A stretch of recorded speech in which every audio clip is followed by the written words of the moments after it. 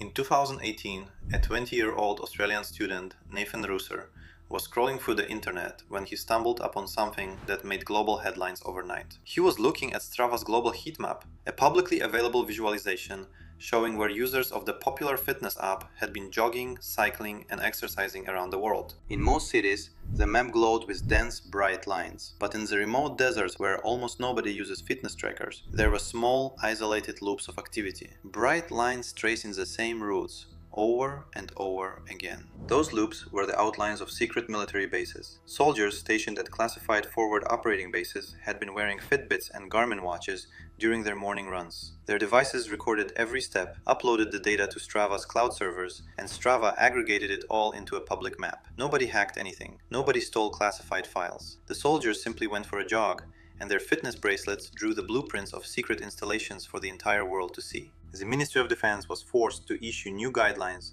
restricting the use of fitness trackers in secret locations. Military analysts around the world began scrubbing the heatmap for intelligence. A single app had accomplished what satellite reconnaissance sometimes struggled to do. Digital forensics is the science of finding footprints. It turns computers, smartphones, servers, and even fitness bracelets into what investigators call a silent witness, one that cannot lie and rarely forgets. In this video, I'll show you how digital investigators think, explain the core technology behind their work, and walk you through real cases where digital traces that someone thought were invisible ended up being the one thing that brought them down.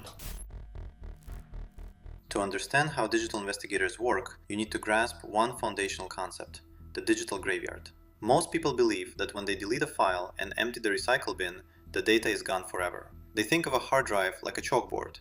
Wipe it and it's clean. That belief is completely wrong. Modern file systems, like NTFS, which most Windows computers use, operate more like a massive warehouse. Allocated space is where your active files sit on labeled shelves. When you delete a file, the computer doesn't destroy the contents. It simply peels off the label and marks that shelf as unallocated space. The data remains fully intact, waiting for something new to overwrite it. Now, deeper inside this system sits the master file table, the warehouse's master ledger. The MFT stores metadata for every file on a drive, including 4 critical timestamps: modified, accessed, created, changed, known as MACE values. Most users only see 1 or 2 dates in their file properties, but the MFT records all 4, including entry changed, which is extremely difficult to fake and often reveals inconsistencies. If a file is small enough, under roughly 700 bytes, the actual content of the file gets stored directly inside the MFT record. This is called resident data. Even if the rest of the hard drive is wiped, if the MFT survives, those small files can be recovered instantly. If digital traces are so persistent, why doesn't everyone get caught immediately? Because the field is constantly evolving, and so are the techniques used to obscure digital footprints. The first technique is called timestomping. Someone modifies those MACE timestamps to disrupt an investigation's timeline. For instance, making a recently created file appear 10 years old. But investigators counter this by checking the MFT entry number. A file that claims to be old but carries a very high entry number is a clear inconsistency. The timestamps say ancient, but the entry number says brand new. The second technique is steganography, hiding data inside innocent-looking files. Someone can embed a secret document in a sunset photo by modifying the least significant bits of each pixel's color. The human eye sees nothing unusual. If a JPEG shows unnaturally high randomness in its data structure, it's carrying hidden data. And every time investigators develop a new technique, the other side adapts. Every time a new concealment method appears, investigators find a way to see through it. For years, Volkswagen marketed its diesel vehicles as clean and environmentally friendly. Millions of customers worldwide bought them in good faith. The unraveling began in 2014 when researchers at West Virginia University ran independent road tests on Volkswagen diesels. The results were shocking. The cars emitted nitrogen oxides at up to 40 times the legal limit during normal driving, yet passed perfectly in laboratory conditions. That data discrepancy triggered an EPA investigation. As they examined the software code in the engine control units, they found a defeat device, code designed to detect when a car was being tested. During a test, full emissions controls were activated. The moment the test ended, the controls switched off. In September 2015, Volkswagen admitted to the situation. The cost was over $14.7 billion in fines, settlements, and buybacks. Multiple executives faced criminal charges. The key evidence wasn't hidden in a locked safe. It was hidden in lines of code, and digital forensics made it visible.